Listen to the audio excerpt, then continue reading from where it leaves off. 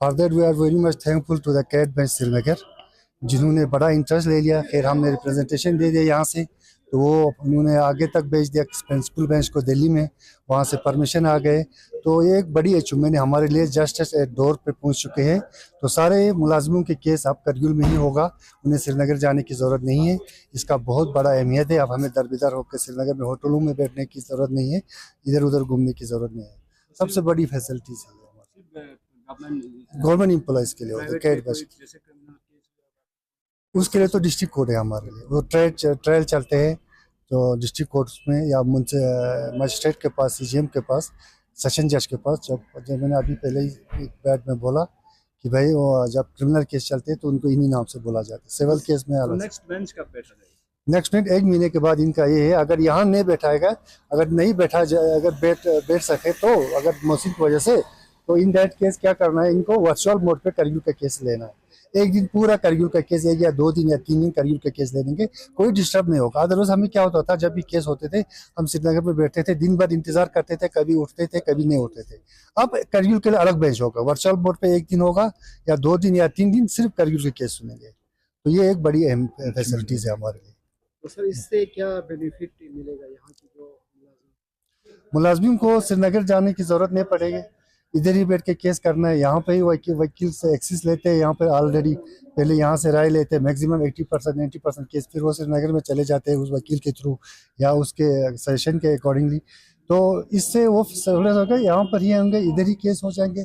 वो जैसे भी वो चाहे उधर से वकील हायर करे या यहाँ से करे, कर सकता है.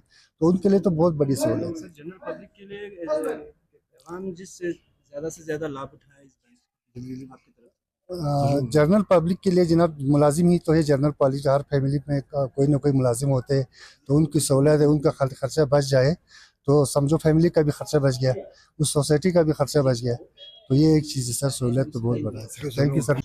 हाँ, ये जो केट जो है ना, सेंट्रल एडमिनिस्ट्रेटिव ट्राइब्यूनल इसको बोलते हैं.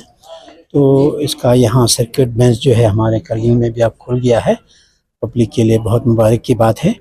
तो इसमें मैक्सिमम जो है हमारे जो मुलाजिमों के जो केसेस होते हैं, गवर्नमेंट सर्वेंट्स के, तो सिविल सर्विसेज का, ये सारा इसमें आ जाता है.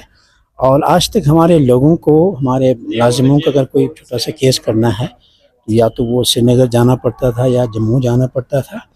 तो अभी हम गवर्नमेंट के बड़े मशकूर हैं कि गवर्नमेंट ने यहाँ करगिल में भी अब सर्किट बेंच जो है वो खोल दिया है और यहाँ केसेस सुनना शुरू हो गया है.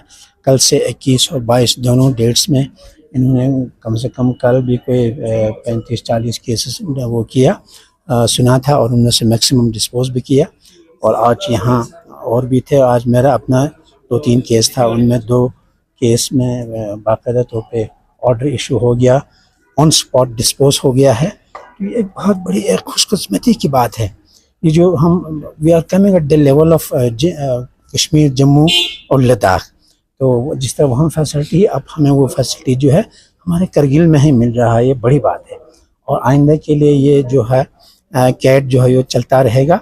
अभी नेक्स्ट डेट्स फिक्स हो रही है और मुझे लगता है कि विंटर के बाद मार्च में फिर होगा.